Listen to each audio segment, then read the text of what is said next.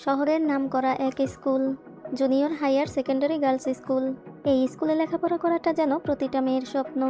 আর অনেক বাবা মায়েরাও তাদের সাধ্যের বাইরে গিয়ে মেয়েদের এই স্কুলে পড়ায়, কেননা প্রতিটা সন্তানই তাদের বাবা মায়ের জন্য ভালোবাসার এক পরম রত্ন, তাদের জীবন। কিন্তু হঠাৎই একদিন দুপুরের খাবারের পর বাবা মায়ের এই পরম ভালোবাসার মেয়েদের সাথে ঘটে যায় এক ভয়ঙ্কর ঘটনা। 10 জন মেয়ে স্কুল বিল্ডিংয়ের উপর থেকে লাফিয়ে পড়ে মারা যায়। অন্য মেয়েদের কিছু স্কুলের ভিতরে আর কিছু বাইরে শহর জুড়ে ভয়াবহ তাণ্ডব চালায়, যাকে পাচ্ছে তাকেই মারছে, সব কিছু ভাঙচুর করছে, জ্বালিয়ে পুড়িয়ে দিচ্ছে। পুলিশ, টিচার্স, বাবা মা সকলেই আটকানোর চেষ্টা করছে, কিন্তু কোনো কাজই হচ্ছে না। তবে তাদের দেখে এটা বোঝা যাচ্ছে যে তারা এসব করতে চাচ্ছে না, কিন্তু তারা নিজেদের আটকাতেও পারছে না। তাদের শরীরে যেন ভর করেছে কোনো অদৃশ্য অদ্ভুত এক শক্তি, আর সেই শক্তি তাদেরকে দিয়ে এসব করাচ্ছে। কিন্তু কি সেই শক্তি, আর তা এই মেয়েদের সাথে কেনই বা এমন করছে? চলুন ঘটনার গভীরে গিয়ে রহস্য জানা যাক। বলছিলাম গুজরাটি মুভি বাস লেভেল 2 এর কথা। তবে বাস লেভেল 2 এর কাহিনী বুঝতে হলে বাস লেভেল 1 এর কাহিনী জানতে হবে। আপনাদের বোঝার স্বার্থে আমি বাস লেভেল 1 এর কাহিনী সংক্ষেপ বলে নিচ্ছি। অথর্ব একজন পাইলট। সে ছুটি কাটাতে স্ত্রী আর 2 ছেলে মেয়েকে নিয়ে তার ফার্ম হাউসের উদ্দেশ্যে বের হয়। পথে একটি ধাবায় ঢুকে কিছু খাওয়ার জন্য। সেখানে চায়ের বিল দিতে গেলে তার কাছে খুচরা না থাকার কারণে প্রতাপ নামের এক লোক তার চায়ের বিল দিয়ে দেয়। এরপর সে অথর্বের টেবিলে এসে বসে আর তার মেয়ে আরিয়াকে কিছু চিনি খেতে দেয়। এই চিনি খাওয়ার পর থেকেই আরিয়াকে কেমন যেন অন্যরকম দেখায়। এরপর তারা ফার্ম হাউসে আসলে দেখা যায় একটু পর সেখানে প্রতাপও চলে আসে, আর তার ফোনে চার্জ না থাকার কথা বলে সে অথর্বের ফার্ম হাউসের ভিতরে আসে। আর একটু পরেই অথর্বের পরিবারে নেমে আসে এক ভয়ঙ্কর কালো রাত, কারণ এই প্রতাপ আরিয়াকে যা বলে আরিয়া তাই করে। অথর্বের স্ত্রী বেনু বুঝতে পারে তাদের মেয়েকে বশ করা হয়েছে। আরিয়া ছোট ভাইকে মেরে মাথা ফাটিয়ে দেয়, বাবাকে ছুরি দিয়ে আঘাত করে, মায়ের মুখে লাথি মারে। এক পর্যায়ে সে তার ভাইকে ছাদ থেকেই ফেলে দেয়। আর প্রতাপ এইসব দেখে পৈশাচিক আনন্দ পায়। সে কেন এমন করছে জানতে চাইলে প্রতাপ বলে আরিয়াকে সে তার সাথে নিয়ে যাবে, তাও আবার বাবা মায়ের আশীর্বাদের সাথে। এত সব সহ্য করতে না পেরে তারা আরিয়াকে প্রতাপের সাথে দিয়ে দিতে রাজি হয়। কিন্তু যাওয়ার আগে অথর্ব একটি ফোনে লাইভ লোকেশন শেয়ার করে আরিয়ার প্যানের পকেটে রেখে দেয়। ছেলে আর স্ত্রীকে হাসপাতালের দিকে পাঠিয়ে অথর্ব ফোনের লোকেশন ট্র্যাক করে এক জঙ্গলের ভিতরে চলে যায়, যেখানে প্রতাপ আরিয়াকে নিয়ে গেছে। অথর্ব সেখানে পৌঁছালে সেখানে প্রতাপের পাহারা দেয়া মেয়েদের মাধ্যমে প্রতাপ সেটা জানতে পেরে যায়। প্রতাপ তাকে মেরে ফেলতে চাইলে সে তার মেয়ে আরিয়ার হাতেই মরতে চায়। আর প্রতাপ সেটা মেনে নিয়ে পিছনে ঘুরে আরিয়াকে কমান্ড দিতে গেলে সেই সুযোগে অথর্ব তার মেয়ের 2 কানে 2টি কেচি ঢুকিয়ে দেয়, যাতে আরিয়া প্রতাপের আর কোনো নির্দেশনা শুনতে না পারে। এরপর প্রতাপের উপর আক্রমণ করলে প্রতাপ একটি পাথরের সাথে মাথায় আঘাত লেগে অজ্ঞান হয়ে যায়। আর অথর্ব প্রতাপের জিভ কেটে নেয়, যাতে সে আর কাউকে নির্দেশনা দিতে না পারে। সেই রাতেই অথর্বের স্ত্রী আর ছেলে গাড়ি অ্যাক্সিডেন্টে মারা যায়। এরপর কেটে যায় 10টি বছর। আরিয়া মুখে অস্বাভাবিক হাসি নিয়ে এখনও সেভাবেই আছে, যেভাবে 10 বছর আগের সেই রাতে ছিল। মানে প্রতাপের করা বশীকরণ এখনও আরিয়ার উপর কাজ করছে। আর অথর্ব প্রতাপকে একটি ঘরে শিকল দিয়ে বেঁধে আটকে রেখেছে। আর তার খাবার হিসেবে দেয়া হচ্ছে দুর্গন্ধযুক্ত মরা ইঁদুর আর কাঁচা চা পাতা। এর আরও 2 বছর, অর্থাৎ 12 বছর পর থেকে শুরু হয় বাস লেভেল 2। প্রথমেই আমরা আনায়া এবং জিয়া নামের 2টি মেয়েকে দেখতে পাই, যারা একে অপরের সাথে ঝগড়া করে কে গাড়িতে বাবার সাথে সামনে বসবে। মা এসে তাদের দুজনকেই পিছনে বসিয়ে দেয়। অন্যদিকে আমরা আরেকটি মেয়েকে দেখতে পাই, যে প্রায়ই তার সিনিয়রদের দ্বারা নির্যাতনের শিকার হতো। তাই আজ তার মা তাকে বোঝাচ্ছিলেন যে যে মেয়েরা তোমার সাথে এমন করে তাদের বিরুদ্ধে রুখে দাঁড়াতে শিখো, না হলে তারা তোমার সাথে এমনটা করতেই থাকবে। এদিকে আরেকটি মেয়েকে তার বাবা স্কুল বাসের সামনে গাড়ি থামিয়ে তাকে বাসে তুলে দেয়। তারপর আমরা আরেকটি মেয়েকে দেখতে পাই, যে প্রতিদিন দেরি করে ঘুম থেকে ওঠে, এরপর পুজো করে বাবাকে তাড়া দিতে থাকে দ্রুত গাড়ি চালানোর জন্য। সে প্রতিদিন একই কাজ করে, তাই তার বাবা তাকে বলে তাড়াতাড়ি ঘুম থেকে উঠে পুজো পাঠ করতে, কারণ এই ধরনের পুজোয় কোনো কাজ হয় না। স্কুলের সামনে ভিড় জমে যায়। আমরা আরেকটি মেয়েকে দেখি, যাকে তার বাবা স্কুল শেষে চুপচাপ বাড়ি ফিরে আসতে এবং কোনো একটি ছেলেকে তার আশেপাশে না থাকার জন্য বলে। আমরা বুঝতে পারি সে হয়তো কারোর সাথে রিলেশনে আছে, যেটা তার বাবা পছন্দ করছে না। সবাই তাদেরকে দেখছে দেখে মেয়েটি বাবাকে সরি বলে স্কুলে ঢুকে যায়। এদিকে কিছু মেয়ে খেলার মাঠে খেলছে, কেউ ফুটবল, কেউ বাস্কেটবল, আবার কেউ টেনিস। স্কুলের প্রিন্সিপাল স্কুলে পৌঁছালে প্রতিদিনের মতোই সবাই তাকে দেখে ক্লাসে চলে যায়। তারপর আমরা আরও দুটি মেয়েকে গেটে আসতে দেখি। ততক্ষণে প্রেয়ার শুরু হয়ে গেছে, তাই প্রেয়ার শেষ হওয়ার পরেই তাদের প্রবেশের অনুমতি দেওয়া হয়। সিন চলে আসে ক্যান্টিনে দুপুরে লাঞ্চ ব্রেকের সময়, যেখানে সমস্ত মেয়েরা খেতে আসে। একটি মেয়ের দ্বারা সকালে পুজো করা মেয়েটার গায়ে খাবার পড়লে সে সেটা পরিষ্কার করতে ওয়াশরুমে যায়। সকালে মা প্রতিবাদ করতে বলা মেয়েটাকে আবারও তার সিনিয়র দুষ্ট মেয়েটা চুল ধরে টান দেয়। বাবা বকা দেওয়া মেয়েটার মন খারাপ দেখে তার বন্ধু কি হয়েছে জানতে চাইলে সে কিছু না বলে খাওয়া শুরু করে। প্রতিদিনের মতোই সব মেয়েরা খাওয়ার সময় একে অপরের সাথে কথা বলতে ব্যস্ত হয়ে পড়ে, কিন্তু খাবার শেষে সব মেয়েরা হঠাৎ করে একে একে চুপ করে যায় এবং তাদের মুখের ভাবও ধীরে ধীরে বদলে যায়। সবাই দ্রুত শ্বাস নিতে থাকে আর তাদের গায়ে ঘাম ছুটে যায়, যেন তারা কিছু একটা দেখে প্রচণ্ড ভয় পেয়ে আছে। ক্যান্টিনের কর্মীরা তাদেরকে লক্ষ্য করে বলে, এদের আবার কি হলো, হঠাৎ এরা এমন শান্ত হয়ে গেল কেন? তারপর হঠাৎ একটি মেয়ে পড়ে গিয়ে হাঁ করে বড় বড় নিঃশ্বাস নিতে থাকে। তখনই একজন অজ্ঞাত ব্যক্তি ক্যান্টিনে প্রবেশ করে। সবাই ভয়ে ভয়ে তার দিকে তাকিয়ে থাকে। এরপর সেই লোকটি তার সামনে বসা 10 জনকে দাঁড়াতে বলে, আর সবাই এক কথায় দাঁড়িয়ে যায়। এরপর সে নাম জানতে চাইলে অন্ধ অনুসারীর মতো একে একে সবাই তাদের নাম বলে। এরপর সে তাদের বলে, তোমরা আমার সব কথা শুনবে তো? সবাই বলে, হ্যাঁ শুনবো। তখন ক্যান্টিনের মহিলা কর্মীরা বলে, আপনি কে, আর এখানে কিভাবে এলেন? লোকটি তাদের দিকে এগিয়ে যায়। এই দৃশ্যটি এখানেই কাট করা হয়। এরপর একজন শিক্ষিকা ক্লাসে গিয়ে দেখেন ক্লাসে একজনও স্টুডেন্ট নেই।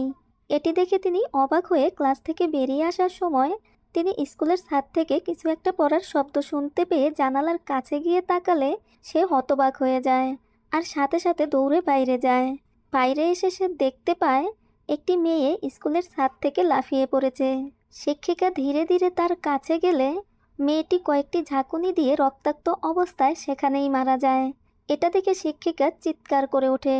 তার চিৎকার শুনে দারোয়ান সেদিকে আসতে নিয়ে উপরের দিকে তাকালে সে আরও ভয়াবহ দৃশ্য দেখতে পায়।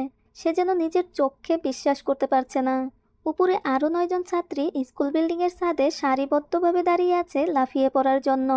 এটা দেখে সে সাথে সাথে প্রিন্সিপালের কাছে গিয়ে তাকে জানালে প্রিন্সিপাল সহ আরও টিচার্সরা সেখানে ছুটে আসে।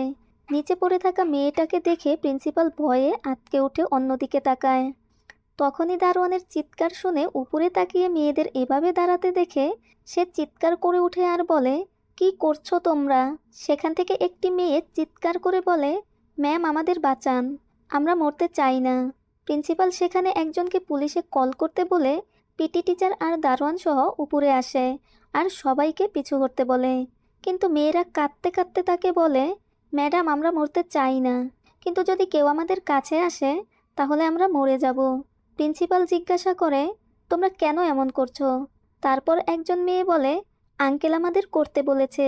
সে আরও জানায়, আঙ্কেল তাদের বলেছে ঠিক 3টায় তাদের ছাদ থেকে লাফিয়ে পড়তে হবে, কিন্তু এর মধ্যে যদি কেউ তাদের বাঁচাতে আসে তাহলে তখনই তাদের ছাদ থেকে লাফ দিতে হবে।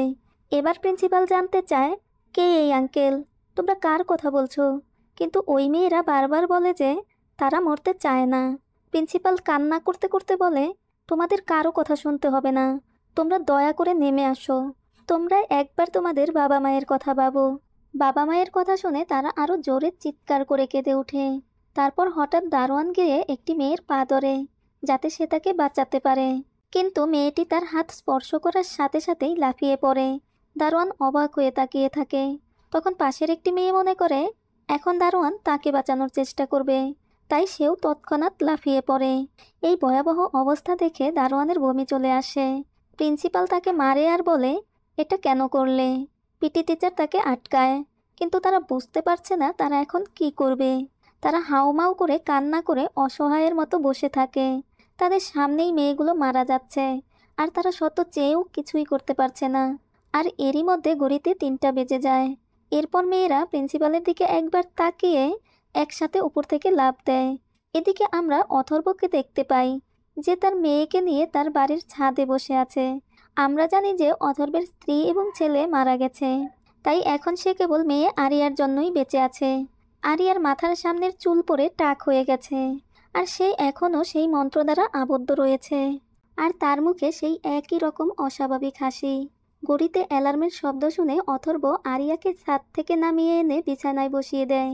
এরপর সে জুস তৈরি করে নিজে খায় আর আরিয়াকেও খাওয়ায়। আরিয়ার মুখে রোদ পড়েছে দেখে সে জানালার পর্দা টেনে দেয়। এরপর একটি বাটিতে চা পাতা ঢালতে গিয়ে দেখে তা শেষ হয়ে গেছে। কিন্তু তার তো চা পাতা লাগবে, কেননা সে প্রতাপকে প্রতিদিন এই কাঁচা চা পাতা খেতে দেয়। কারণ বাস লেভেল 1-এ প্রতাপ আরিয়াকে বসে নেওয়ার পর প্রতাপও আরিয়াকে কাঁচা চা পাতা খাইয়েছিল। এখন অথর্ব প্রতিদিন তাকে এটি খাওয়ানোর মাধ্যমে প্রতিশোধ নিচ্ছে। তাই সে ঘরের সব পর্দা টেনে দিয়ে সুপারমার্কেটে চা পাতা কিনতে যায়। কিন্তু সেখানে টিভিতে প্রচারিত খবরে অথর্ব শুনতে পায় শহরের একটি বিখ্যাত স্কুলের ছাদ থেকে লাফিয়ে পড়ে 10 জন মেয়ে আত্মহত্যা করেছে, যেখানে কোনো পরীক্ষার চাপ বা ফলাফলের কোনো খবর ছিল না।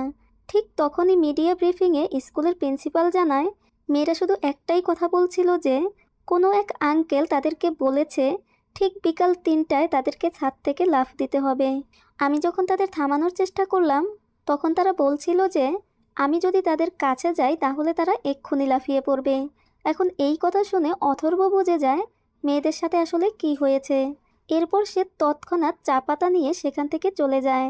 এদিকে ইতিমধ্যে পুলিশ স্কুলে পৌঁছায় এবং সমস্ত অভিভাবকদের স্কুলে প্রবেশ বন্ধ করে দেওয়া হয়, যাতে ক্রাইম স্পট নষ্ট না হয় আর পুলিশ তাদের তদন্ত সঠিকভাবে করতে পারে। কিন্তু সমস্ত অভিভাবকেরা সেখানে ভিড় জমায় তাদের মেয়েদেরকে দেখার জন্য। না জানি তাদের কলিজার টুকরাগুলো কোন বিপদে রয়েছে। পুলিশ ব্যারিকেড দিয়ে কোনো রকমে তাদের আটকে রাখে। পুলিশের এসপি প্রিন্সিপালের কাছে গিয়ে বলে, এখানে কি হয়েছিল আমাকে খুলে বলুন। কিন্তু প্রিন্সিপাল তখনও আগের মতোই কান্না করছে। চোখের সামনে এমন বীভৎস ঘটনা দেখে কেই বা ঠিক থাকতে পারে। লাশগুলোকে বাইরে নিতে দেখে অভিভাবকেরা আরও আতঙ্কিত হয়ে হুমড়ি খেয়ে পড়ে। অপরদিকে অথর্ব আতঙ্কিত হয়ে তার বাড়িতে এসে সরাসরি প্রতাপের কাছে যায় আর তাকে ডাকতে থাকে। আসলে অথর্ব তাকে এত বছর ধরে যে অবস্থায় রেখেছে তার কারণে এখন প্রতাপ অনেক দুর্বল হয়ে পড়েছে, তাই সে খুব বেশি নড়াচড়া করতে পারে না। যাই হোক, অথর্ব প্রতাপের কাছে জানতে চায় তার মতো আর কেউ কি আছে যে এই বশীকরণ জানে। এটা শুনে শয়তান প্রতাপ এই অবস্থাতেও শয়তানের মতো হাসে। এটা দেখে অথর্ব মুহূর্তের মধ্যেই বুঝতে পারে যে এই পৃথিবীতে তার মতো আরও মানুষ আছে এবং প্রতাপ অবশ্যই সেই ব্যক্তিকে চেনে যে স্কুলে এইসব করছে। এদিকে দেখা যায় পুজো করা সেই মেয়েটা তখনও সুস্থ রয়েছে। এর কারণ এটাই হতে পারে যে তার পোশাকের উপর খাবার পড়ে যাওয়ায় সে বাথরুমে গিয়েছিল এবং সে সেই খাবার খায়নি, যার কারণে বশীকরণ তার উপর কোনো প্রভাব ফেলেনি। এর মানে এটা স্পষ্ট যে এই বশীকরণ ক্যান্টিনের সেই খাবারের মাধ্যমেই করা হয়েছে। মেয়েটি পুলিশকে বলে সে জামা পরিষ্কার করে এসে দেখে সব মেয়ের এই অবস্থা আর তারা প্রচুর ভয় পেয়ে আছে। তাদেরকে দেখে সে নিজেও ভয় পায়, তাই সে আবারও বাথরুমে গিয়ে লুকিয়ে থাকে। এসপি তার কাছে জানতে চায় সব মেয়েরা একজন আঙ্কেলের কথা বলছে, সে কি তাকে দেখেছে? মেয়েটি না বলে। আর কিছু বলতে না পেরে কান্না করলে এসপি তাকে ধমক দেয়, আর সে আরও কান্না করলে প্রিন্সিপাল এসপিকে সরিয়ে তাকে শান্ত করে। এসপি ভাবে হয়তো স্কুলের কেউ নিশ্চয়ই ওই মেয়েদের সাথে কিছু করেছে, যার কারণে তারা উপর থেকে লাফিয়ে পড়েছিল। তাই এখন তিনি ক্যান্টিনে উপস্থিত অন্যান্য মেয়েদের জিজ্ঞাসাবাদ করতে যান, যাতে তারা তাদের কাছ থেকে পুরো সত্য জানতে পারে। এসপি ভিতরে এসে সবাইকে আশ্বাস দিয়ে বলে, তোমাদের ভয় পাওয়ার কোনো দরকার নেই, আমি কয়েকটা প্রশ্ন করব, শুধু সেইগুলোর উত্তর দাও।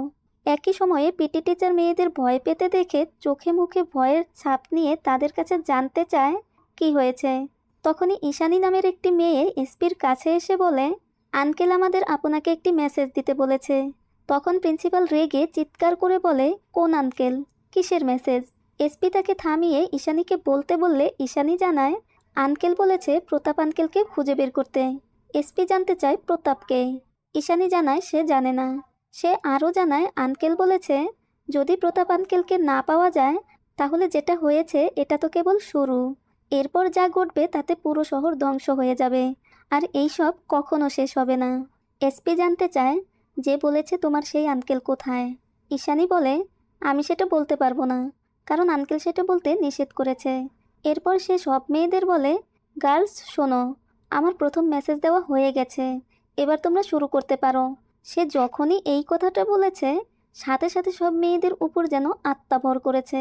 পুলিশ, প্রিন্সিপাল, পিটি টিচার সবাই তাদের আটকানোর চেষ্টা করে, কিন্তু তারা সবাইকে মেরে ফেলে দিয়ে তাদেরকে পাড়িয়ে চলে যায়। পরে গিয়ে প্রিন্সিপাল দেখে ক্যান্টিনের মহিলা কর্মীদের লাশ পড়ে আছে। এটা দেখে সে আরও ঘাবড়ে যায়।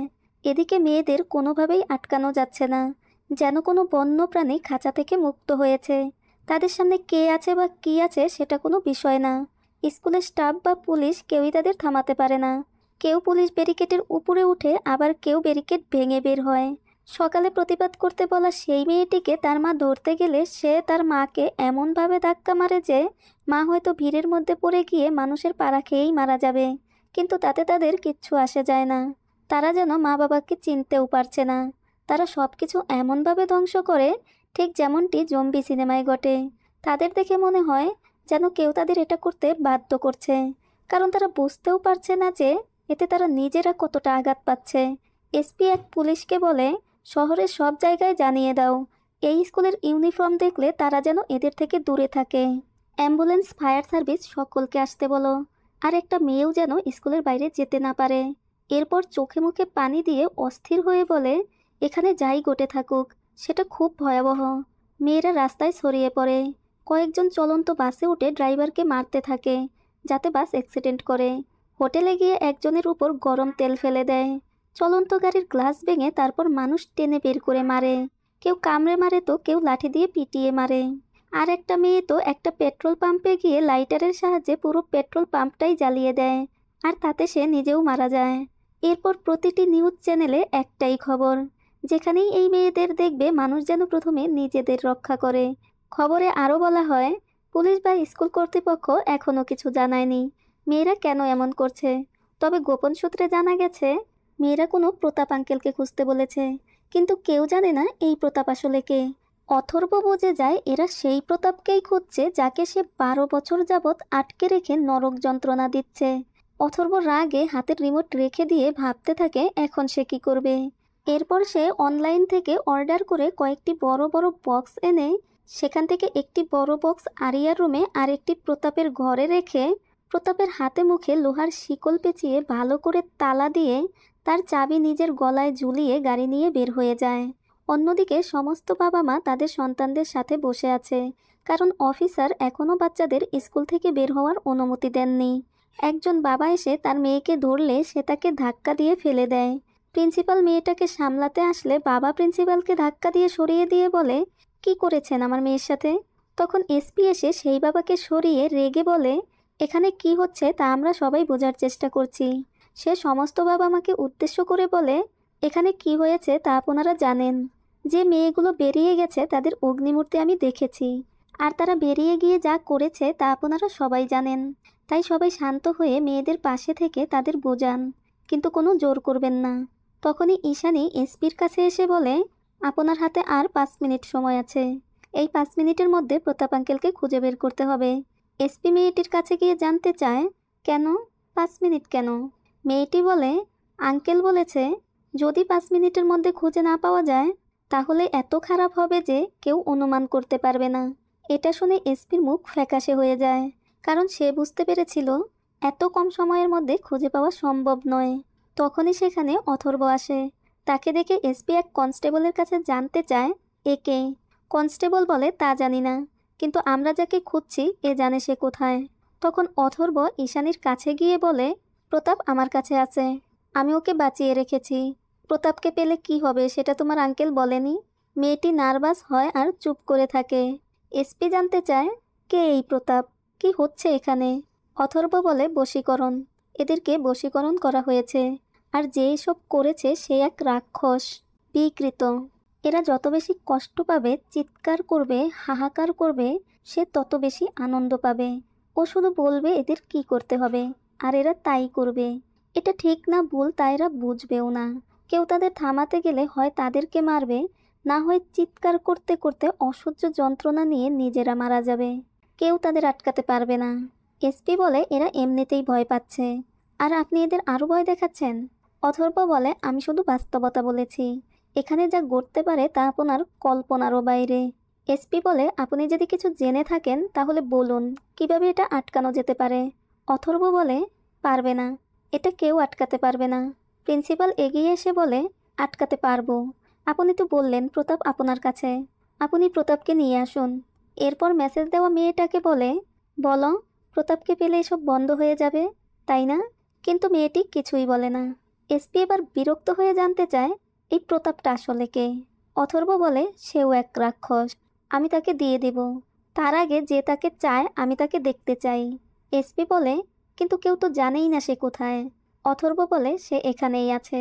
তখনই দেখা যায় এর আগে যে পিটি টিচার মেয়েদের ভয় পেতে দেখে জিজ্ঞেস করেছিল কি হয়েছে, তখন সেই লোক এখানেই রুমের কোনায় ছোট্ট গাছটার পিছনেই ছিল, কিন্তু কেউ তাকে দেখতে পায়নি।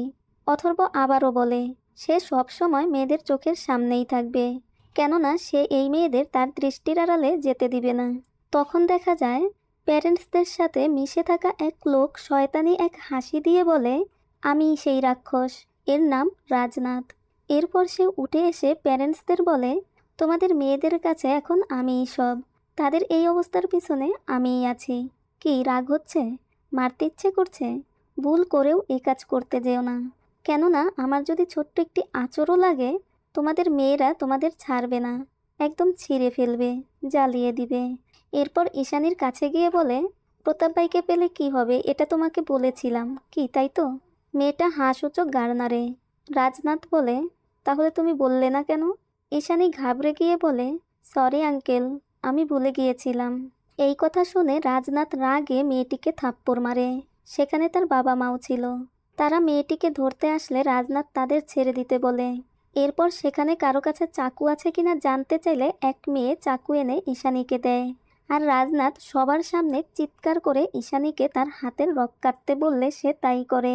সবাই ঈশানীকে আটকাতে গেলে রাজনাথ তাকে বলে, কেউ তোমাকে বাঁচাতে আসলে আরও কয়েকটা পোজ দিবে। ঈশানী সেটাই করে। তার বাবা মা তাকে আটকাতে আসলে সে তার হাতে পরপর কয়েকটি পোজ মারে। এটা দেখে সেখানে থাকা সব বাবা মায়েরা ভয়ে আঁতকে উঠে কান্নায় ভেঙে পড়ে। আর রাজনাথ এসব দেখে টেবিলের উপর আয়েশ করে বসে পৈশাচিক আনন্দ নিতে থাকে। অথর্ব চিৎকার করে ঈশানীর বাবা মাকে থামতে বলে। ঈশানীর মা এসে রাজনাথের পায়ে পড়ে তার মেয়ের জীবন বাঁচানোর জন্য তাকে অনুরোধ করে, কিন্তু রাজনাথ তাকে লাথি দিয়ে সরিয়ে দেয়। অন্য একটি মেয়েকে এসপির দিকে রেগে তাকিয়ে থাকতে দেখা যায়। আসলে এসপি রাজনাথকে গুলি করতে যাচ্ছিল। তখনই মেয়েটি পরপর কয়েকবার এসপির পেটে ছুরি দিয়ে আঘাত করে। এসপি আহত হয়ে পড়ে গেলে রাজনাথ মেয়েটিকে বন্দুক নিতে বলে হেসে এসপিকে বলে, ফালতু হিরোগিরি করলে তো এমনই হবে, বলেছিলাম তো, আমাকে কিছু করতে গেলে মেয়েরা তোমাদের ছাড়বে না। প্রিন্সিপাল এসপির ব্লাড বন্ধ করার চেষ্টা করে। তখনই ঈশানী অতিরিক্ত রক্তক্ষরণে সেখানেই মারা যায়। এসব দেখে অথর্বের খারাপ তো লাগে, কিন্তু সে কিছু বুঝতে না দিয়ে শক্ত হয়ে দাঁড়িয়ে থাকে, কারণ সে চাইলেও এই মুহূর্তে কিছুই করতে পারবে না। রাজনাথ সবাইকে চিৎকার করে বাইরে যেতে বলে, কিন্তু কেউই তার কথা না শুনে কান্না করেই যাচ্ছে। কি করেই বা শুনবে? এমন অবস্থায় কেই বা তাদের সন্তানকে একা ছাড়তে পারে? তাই এবার রাজনাথ প্রিন্সিপালকে বলে সব অভিভাবকদের বের করতে। প্রিন্সিপাল সবাইকে হাত জোর করে অনুরোধ করে, কিন্তু কেউ এক পাও নড়ে না। এবার অথর্ব বলে, আপনাদের সন্তানদের বাঁচাতে চাইলে এ যা বলছে তা শুনুন, বেরিয়ে যান সবাই। তাতেও কাজ না হলে রাজনাথ আরেকটি ভয়াবহ পদক্ষেপ নেয়। রাজনাথ মেয়েদের মধ্যে কেউ বন্দুক চালাতে জানে কিনা জানতে চাইলে এক মেয়ে উঠে এসে বলে সে জানে। তার বাবা মা তাকে আটকাতে গেলে রাজনাথ তাদের মানা করে। এরপর মেয়েটাকে বলে, প্রথমে সবাইকে ভালোভাবে বের হতে বলবে, যদি না হয় তাহলে গুলি করে দিবে, আর শুরুটা তোমার বাবা মাকে দিয়েই করবে। বাবা মার কথা শুনে মেয়েটি কান্না করে দেয়, কিন্তু সে নিজেকে থামাতে পারে না। মেয়েটি তার বাবা মাকে বেরিয়ে যেতে বলে, কিন্তু তারা না গেলে মেয়েটি তাদের উপর গুলি চালিয়ে দেয়। এরপর চিৎকার করে আরও দুজনকে গুলি করে। রাজনাথ তাকে থামিয়ে সবাইকে বলে, এই মেয়ে তার বাবা মাকেই ছাড়েনি, আর আপনাদের কিভাবে ছাড়বে? এরপর মেয়েটিকে বলে, এরা না গেলে এদের মেয়েদের উপর গুলি চালিয়ে দিবে। তখন বাধ্য হয়ে পুলিশ, টিচার্স আর প্যারেন্টসরা সবাই বের হয়ে গেলে রাজনাথ অথর্বের সাথে কথা বলতে বসে। রাজনাথ অথর্বকে জিজ্ঞাসা করে, এখন বলো, প্রতাপ ভাই কোথায়, আর তার সাথে তোমার কিভাবে দেখা হলো? অথর্ব বলে, ও আমার মেয়েকে 12 বছর আগে বশীকরণ করেছে, আর আমি তাকে এই 12 বছর ধরে বেঁধে বন্দি করে রেখেছি। রোজ সে আমার কাছে মৃত্যু ভিক্ষা চায়। এটা শুনে রাজনাথ রেগে বলে, মুখ সামলে কথা বলো, সে আমার ভাই, আমার গুরু। অথর্ব নির্বিকারভাবে বলে, তো কি হয়েছে? রাজনাথের রাগ হলেও নিজেকে সামলে নিয়ে বলে, আমি তোর এমন অবস্থা করব তুই জানিস না, আমি প্রতাপ ভাইয়ের চেয়ে 10 কদম এগিয়ে। অথর্ব হেসে বলে, তো কি করবি? মেরে ফেলবি আমাকে? আমি তো রোজ তারই অপেক্ষায় থাকি। আর দ্বিতীয়ত রইল এই মেয়েদের কথা। এদের সাথে আমার কোনো সম্পর্ক নেই।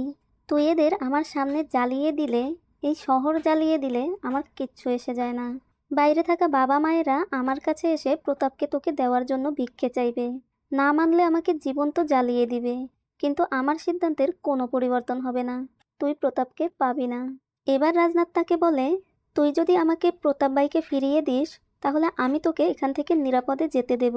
এতে অথর্ব রাজনাথকে বলে, দিব, তবে আমার একটা শর্ত আছে।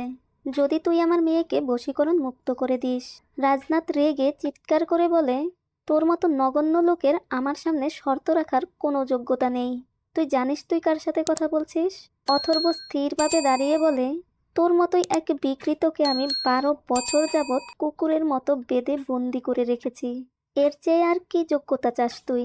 তখনই একটি মেয়ে কাশি দিলে রাজনাথ তাকে ধমকে বলে, নিঃশ্বাস বন্ধ করে রাখো। মেয়েটা নিঃশ্বাস বন্ধ করে কাঁপতে কাঁপতে সেখানে পড়ে দম বন্ধ হয়ে মারা যায়, কিন্তু সে নিঃশ্বাস নেয় না। তখন অথর্ব বলে, আমাকে যেতে হবে, নইলে তোর প্রতাপ ভাইও এভাবেই মারা যাবে। এটা বলে সে চলে যেতে নিলে রাজনাথ তাকে থামায়। অথর্ব বুঝতে পারে রাজনাথ তার ফাঁদে পা দিয়েছে। প্যারেন্টসরা এখনও স্কুলের সামনে সেভাবেই কান্না করছে, আর প্রিন্সিপাল তাদের বুঝাচ্ছে। তখনই এক মেয়ে এসে প্রিন্সিপালকে বলে, আঙ্কেল তাকে ডেকেছে। মেয়েটির বাবা তাকে ধরতে গেলে এক পুলিশ তাকে আটকায়। রাজনাথ প্রিন্সিপালকে বলে, সব প্যারেন্টস পুলিশ সবাইকে সরিয়ে দিন, আর ড্রাইভার সহ 2টো স্কুল বাস লাগবে, ব্যবস্থা করে দিন। আর স্কুল বাসে তো ট্র্যাকার আছেই, আপনি নজর রাখুন আমরা কোথায় যাই। তবে ভুলেও পুলিশ বা আপনারা পিছু নেবেন না। জানেন তো এই মেয়েরাই আমাকে পাহারা দিচ্ছে। কোনো রকম ভুল দেখলে এরা আপনাদের শেষ করে দিবে, না হয় নিজেরা শেষ হয়ে যাবে। সকালে এদের ছেড়ে দিব, তখন এরা আমার কোনো কাজেই লাগবে না। তখন না হয় এদের ট্র্যাকার দিয়ে খুঁজে নিয়েন। এখন এতগুলো মেয়ের জীবন আপনার হাতে, আর এগুলো করতে হবে 15 মিনিটের মধ্যে। বাধ্য হয়ে প্রিন্সিপাল সব ব্যবস্থা করে দেয়। গেট খুলে দেওয়া হয়। দলে দলে মেয়েরা এসে স্কুল বাসে ওঠে। প্যারেন্টসরা তালাবদ্ধ রুম থেকে তাদের সন্তানদের দেখার চেষ্টা করে। রাজনাথ আর অথর্ব মেয়েদের নিয়ে সেখান থেকে রওনা হয়। কিছু দূর যাওয়ার পর তারা দেখে একটি মেয়ে এক লোককে পাথর দিয়ে মাথা থেতলে দিচ্ছে। রাজনাথ গাড়ি থামিয়ে মেয়েটিকে ডাকলে মেয়েটি দৌড়ে গাড়ির কাছে আসে। রাজনাথ তাকে কাশতে কাশতে গাড়িতে উঠতে বলে, কিন্তু মেয়েটি তার দিকে অদ্ভুতভাবে তাকিয়ে থেকে তার কথা না শুনে ভয়ে দৌড়ে পালিয়ে যায়। অথর্ব অবাক হয়ে তাকিয়ে থাকে, হয়তো বশীকরণের ক্ষমতা কমে যাচ্ছে। এরপর রাজনাথ অথর্বকে বলে, একটা কথা জানতে ইচ্ছে করছে, বলবি? কি জিজ্ঞেস করলে রাজনাথ বলে, আচ্ছা তোর মতো একজন মামুলি লোক ভাইকে কিভাবে বন্দি করলো? অথর্ব বলে, দেখলেই বুঝতে পারবি। রাজনাথ বলে, তুই তো ভাই তেরা আছিস। এরপর অথর্ব জানতে চায়, এতদিন পর ভাইয়ের জন্য এই ভালোবাসার কারণ কি? এতদিন কেন খুঁজতে আসিসনি? রাজনাথ বলে, ভালোবাসা। আমি ভাইকে অনেক খুঁজেছি, ফোন করেছি, কিন্তু পাইনি। তার অনুমতি ছাড়া তার বাড়ি যাওয়া নিষেধ, তাও আমি রিস্ক নিয়ে গিয়েছি। সেখানে গিয়ে দেখি কেউ নেই। প্রথমে ভেবেছি হয়তো কোনো মন্ত্র সাধনা করতে কোথাও গায়েব হয়ে গেছে। আসলে আগেও এমন হয়েছিল, তো ভেবেছিলাম হয়তো তেমনই কিছু হবে। খোঁজ করলাম, অপেক্ষা করলাম, কিন্তু কোনো কাজ হলো না। তাই শেষ পর্যন্ত মনে হলো হয়তো ভাইয়ের সাথে ভুল কিছু হয়েছে। ভাই বেঁচে আছে এই বিশ্বাস তো ছিল, কিন্তু কোথায় আছে কিভাবে আছে তা তো জানি না।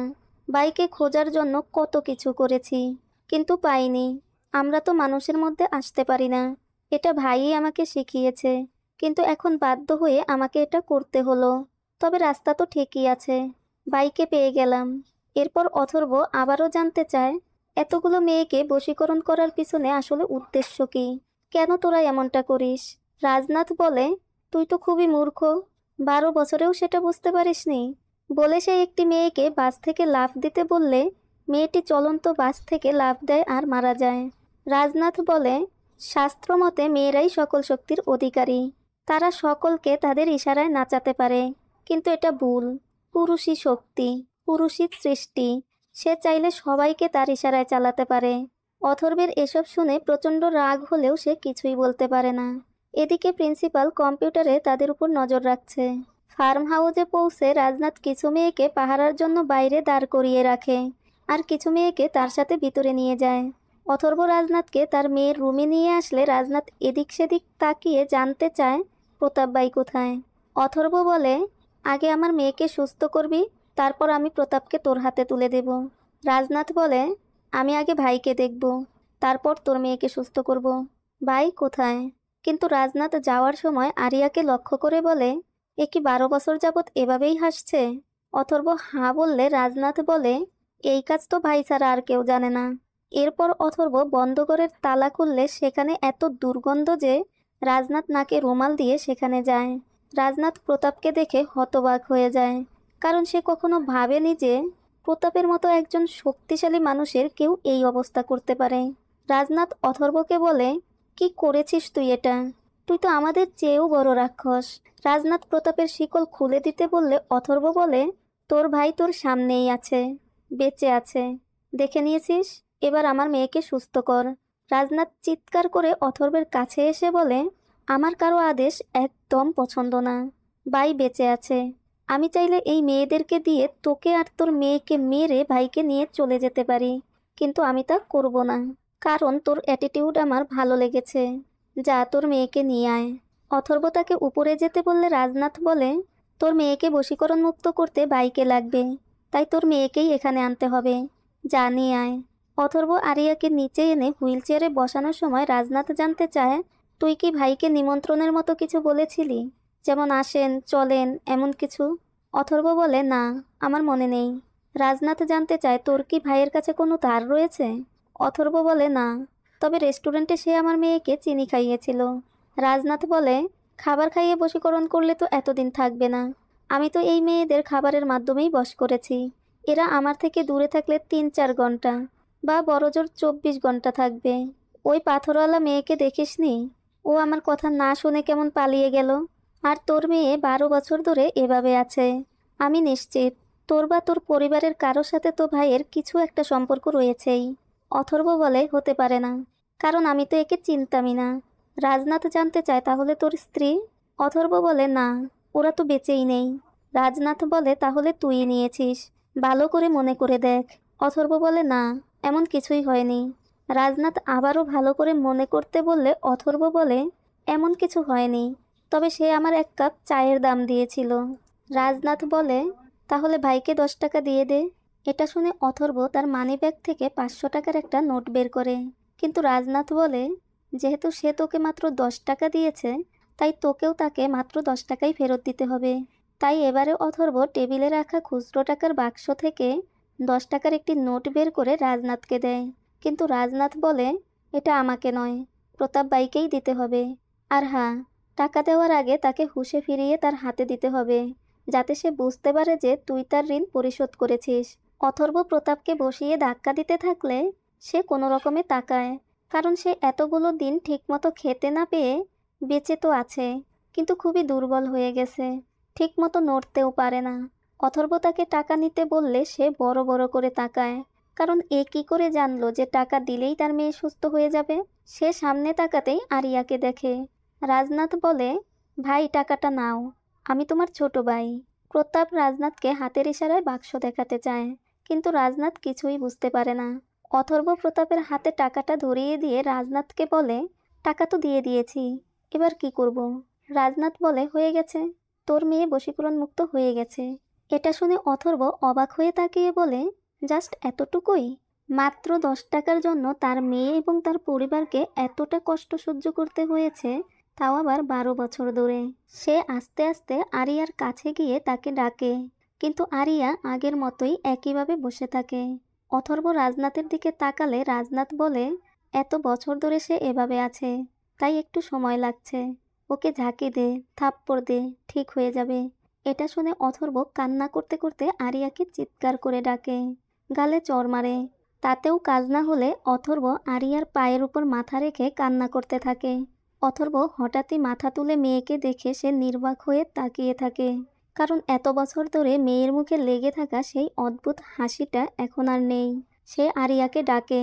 আরিয়া বাবার সাথে কথা বলার চেষ্টা করে, কিন্তু সে কোনোভাবেই কথা বলতে পারছে না, যেন গলায় কিছু একটা আটকে আছে। সে গোঙাতে থাকে। তারপর কান্না করে অনেক চেষ্টা করে অথর্বকে বাবা বলে ডাকে। এরপরে সে চিৎকার করতে থাকে, যেন সে তার ভেতরে লুকিয়ে থাকা দুঃখকে বের করে আনার চেষ্টা করছে। আরিয়া তার বাবাকে জড়িয়ে ধরে অনেক কাঁদে, আর কাঁদতে কাঁদতে হঠাৎ তার চোখ পড়ে প্রতাপের উপর, যা দেখে আরিয়া প্রচণ্ড রেগে গিয়ে আরও বেশি গলা ফাটিয়ে চিৎকার করতে শুরু করে, যেন সে সুস্থ থাকলে এখনই সে প্রতাপকে গিলে খেত। অথর্ব মেয়ের অবস্থা বুঝতে পেরে হুইল চেয়ার টেনে তাকে সেখান থেকে বের করে আনে। রাজনাথ সেখানে এসে প্রতাপকে মুক্ত করতে বললে অথর্ব তাকে চাবি দিয়ে দেয়। রাজনাথ চাবি একটি মেয়েকে দিয়ে প্রতাপের শিকল খুলে দিতে বলে। শিকল খুলে দিলে রাজনাথ প্রতাপের কাছে গিয়ে বলে, আমি তোমার ভাই রাজনাথ, আমি তোমাকে নিতে এসেছি। অপরদিকে আরিয়া কানে হাত দিয়ে তার বাবাকে বোঝায় যে সে কিছুই শুনতে পাচ্ছে না। আমরা বুঝতে পারি যে এর কারণ হলো বাস লেভেল 1-এ অথর্ব তার মেয়ের কানে কেচি ঢুকিয়ে দিয়েছিল, যাতে সে প্রতাপের কথা শুনতে না পারে। অথর্ব মেয়েকে কান্না করতে করতে বলে, সরি মা, তুমি আমার জন্যই শুনতে পাচ্ছ না।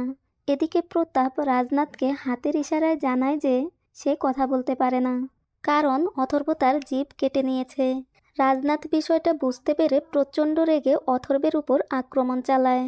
বাবাকে মারতে দেখে আরিয়া গিয়ে রাজনাথকে মারার চেষ্টা করে। রাজনাথ তাকে হুইল চেয়ার সহ উপর করে ফেলে দেয়। অথর্ব রাজনাথের কাছে ক্ষমা চাইলে রাজনাথ বলে, ক্ষমা করে দেব? 12 বছর ধরে অপেক্ষা করে আছি ভাইয়ের কাছে শেষ মন্ত্র শিখব বলে, আর তুই আমার সেই সাধনায় পানি ঢেলে দিলি? কেন করলি এটা? অথর্ব বলে, মেয়েকে বাঁচাতে তাকে এটা করতে হয়েছে। আরিয়ার চিৎকার শুনে রাজনাথ সেদিকে তাকিয়ে অথর্বকে বলে, আমার স্বপ্ন ভাঙাতে আমি যেমন ছটফট করছি, তুইও তোর মেয়েকে হারিয়ে তেমনি ছটফট করবি। বলে সে আরিয়াকে পা ধরে টানতে টানতে নিয়ে যেতে নিলে অথর্ব বলে, তুই আমার মেয়েকে সুস্থ করেছিস, তাকে মন্ত্র থেকে মুক্ত করেছিস, তাই আমি তোকে কিছু বলবো না, চুপচাপ চলে যা। কিন্তু যদি তুই আমার মেয়েকে স্পর্শ করিস, আমি তোর অবস্থা তোর ভাইয়ের চেয়েও খারাপ করব। এটা শুনে রাজনাথ রেগে যায় আর আরিয়ার মুখে তার পা চেপে ধরে। তখনই অথর্ব তার কানে কিছু একটা ঢুকিয়ে দেয়, যাতে তার কানে কোনো শব্দ না যায়। এরপর তার ঘড়ির সাথে সংযোগ করা স্পিকারটি অন করে দেয়। এতে বাক্সে করে আনা সাউন্ড বক্সে একটি বিপিং শব্দ হয়, তাও প্রচণ্ড উচ্চ ফ্রিকোয়েন্সিতে। আর সেই উচ্চ ফ্রিকোয়েন্সির প্রভাব অথর্ব এবং আরিয়া ছাড়া সেখানে উপস্থিত সকলের উপরেই পড়ে। রাজনাথও বসে পড়ে। বাকি মেয়েরাও সেই তীব্র শব্দে মাটিতে শুয়ে পড়ে।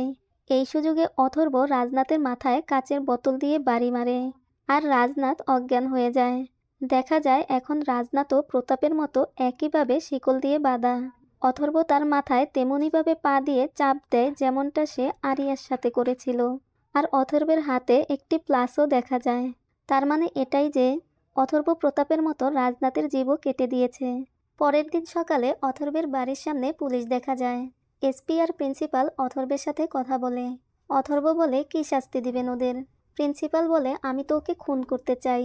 অথর্ব বলে, মৃত্যু তো ওদের জন্য দয়া করা হলো, ওরা প্রতিদিন এটাই প্রার্থনা করে। এই মেয়েগুলো তো কয়েক ঘন্টার জন্য মানসিক ভারসাম্যহীন ছিল, আর আমার মেয়ে 12 বছর ধরে এভাবে ছিল। আমি এই 2 রাক্ষসকে কখনো ছাড়বো না, না আমি ওদের বাঁচতে দিব, না আমি ওদের মরতে দিব। এই মেয়েদের বাবা মাদের ওরা যেভাবে কষ্ট দিয়েছে, আমি ওদের সেভাবেই কষ্ট দিব, প্রতিদিন দিব, সারা বছর দিব, যা কোনো আইন ওদের দিতে পারবে না, প্রকৃতপক্ষে কোনো মানুষই দিতে পারবে না।